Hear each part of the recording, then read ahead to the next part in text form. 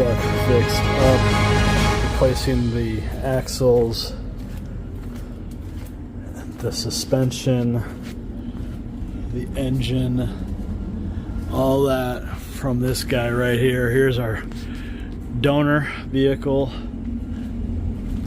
It's already been stripped bare, and you can see here are some of the parts that we've salvaged from that.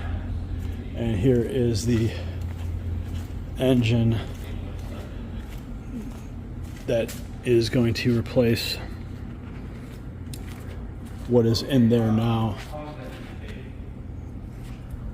So it's been a pretty big together, and it's gonna be really exciting when we get it all done. We'll be able to transport the DeLorean using the ramps to get it in and out of,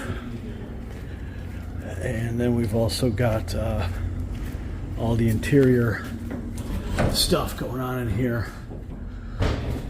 This was all designed by Brett Aiken of Arizona Time Machines.